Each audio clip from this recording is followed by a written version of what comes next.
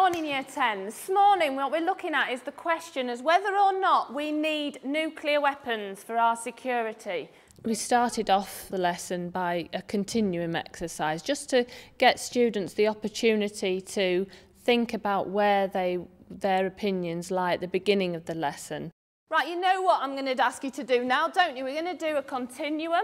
So if you strongly agree with disarmament, can you get out of your chairs and go and stand near Megan? And if you more favourable towards deterrence and keeping those weapons, somewhere along the line, please, Year 10.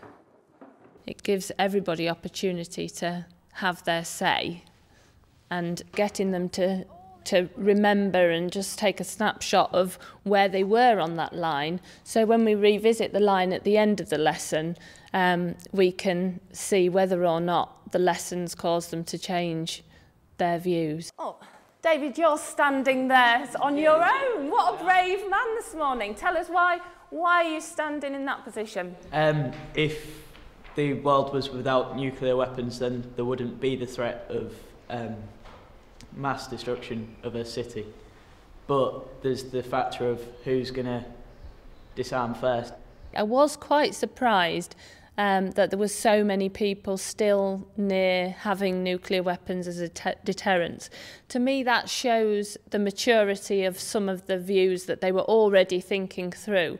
Well, what if we didn't have weapons?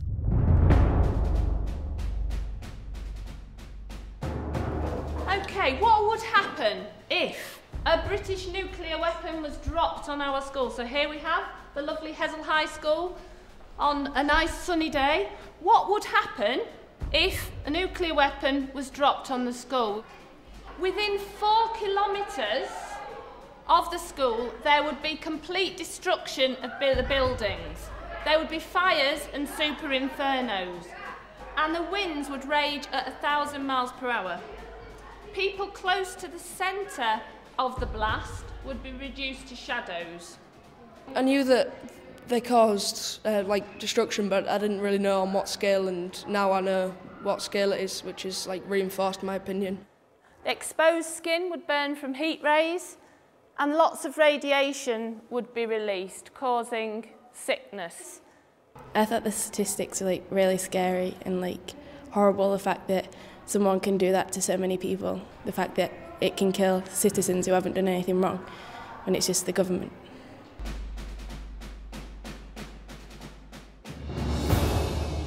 Okay, the nuclear quiz. We're just going to have a short quiz just to check our knowledge about nuclear weapons and countries who hold them. A quick quiz at the beginning of a lesson is really good for myth busting. It gets students straight away to focus. There's always that element of competition that they want to try and get more answers right than the other teams. What's the name of the Britain's nuclear weapons system? A, orbit. B, hubba bubba. Well done, Joe. C, airwaves. Anyone else already got it? D, trident. Okay, that's trident.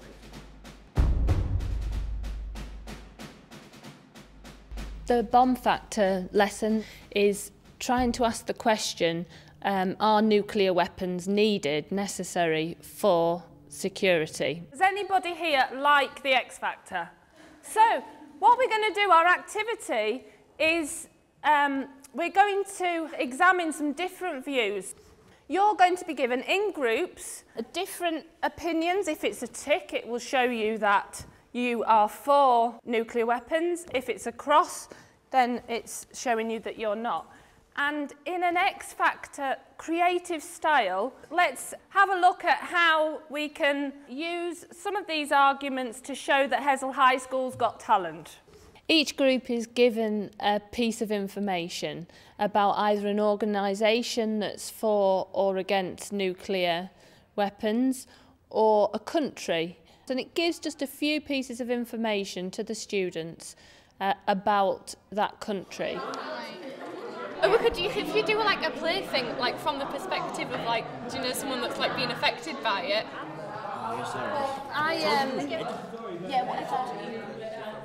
How are you doing, girls? We're doing a news report. A news report? Yeah. Okay.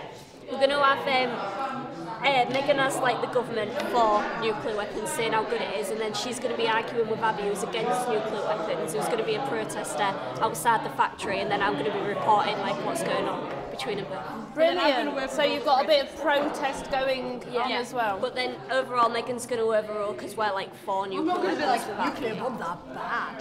Some lots of information. I'm the protester, and I'm just going to basically hold up a sign and argue with Megan. If it came to it, and I was old enough, and there was like a big argument. I know there is an argument over it now, but like a huge one. I'd most probably want to protest against it rather than before it. The other good side of it, which makes it sort of the bomb factor thing, is that you have 3 judges. The judges are given the lead for the task. They decide how they're going to mark and what marks they're going to give for each performance of the different countries or organisations. You've got ICAN, you've got ICAN. What's that? ICAN. It's the anti-nuclear thing that you got. Okay. Association. I'm taking it. And then what else is there? There's humour. Information. And Originality. And then we need to come up with some phrases that we can say at the end of the act. They always seem to have phrases. You blew me away. Yeah.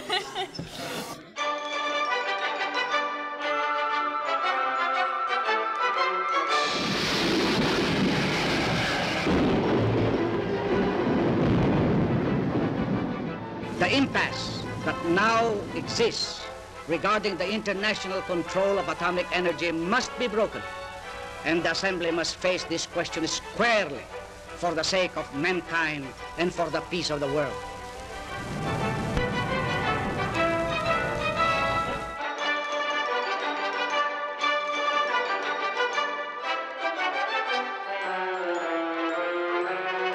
The world has been aroused. The choice is ours.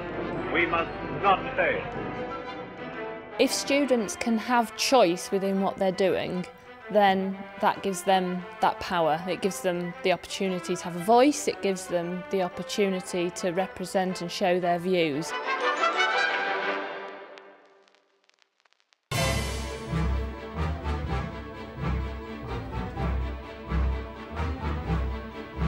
Ladies and gentlemen, welcome to the final of Hessel High's The Bomb Factor. Now for our first act. Can we please have the USA?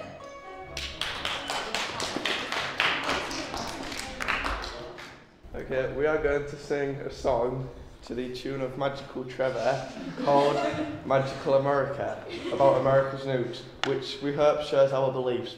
Ours are America, which was for nukes, and me and my friend made up a song about America's opinions and then summarised at the end. We, as America being the first country ever to develop nukes and use them, believe that it is our right to protect the world using nukes. And because of this, we think that our friends should disarm whilst we protect them and keep an eye over countries like Russia and Iran whilst trying to persuade them to disarm. But surely if you think that your weapons could destroy the whole world, then why would you use them? Because we wouldn't use them all at once. Thank you very much. I was one of the judges in the Bomb Factor. It was good, actually.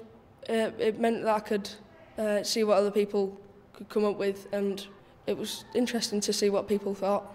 Ladies and gentlemen, boys and girls, put your heads together for our host. Hello, hello, and welcome to the most rubbish game show in the world ever. It certainly is. Right, first question. What is the temperature when a nuke explodes at ground level? Really, really hot. Well, that's correct, but we were looking for something a bit more specific. It's actually 6,000 degrees. Over the course of the lesson, I learned some of the statistics about the amount of nuclear weapons there are, and it was quite... because I had no idea that there was that many and how much they cost. I take it you're going for the comedy approach. No, not at all. No. Where'd you get that idea from? Personally, what are your opinions on nuclear war? That we should just get rid of all nuclear weapons because it doesn't really help anyone and it ends up with people dying and unnecessary deaths. think using humour and trying to present really serious issues in a way that's that little bit creative actually gets people to really think about the issues. Okay, and now for our final act, the AWE. Good evening and welcome to BBC News at 6. I'm Lucy Baker and I'm reporting for BBC News. We're at the NWE to show you today Mrs. Future Prime Minister and Abby, who shows that nuclear weapons are bad and nuclear weapons are apparently good. Tell us what you think about that. I think nuclear weapons are absolutely disgusting, and I'm ashamed that this country, that all the countries that have them make them. I think that they are good. We need them to defend our country against other countries with nuclear weapons. We decided to do a news piece so that we could have both sides of the argument, but because our fact thing was actually for nuclear weapons, we had to have, in the end, the nuclear weapons winning. Stop nuclear war! And then Abby feels like quite strongly for not having nuclear weapons, and Megan was a bit like not really knowing, and I was sort of in the middle of them both, so that's why we chose to do those roles in it. And there you have it, nothing to say.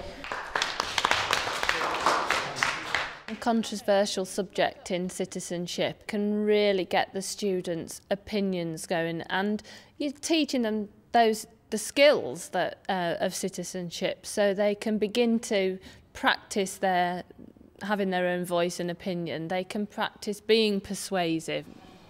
We have in joint second with scores of 102, Japan and AWE, which means With a score of 105, USA are the winners.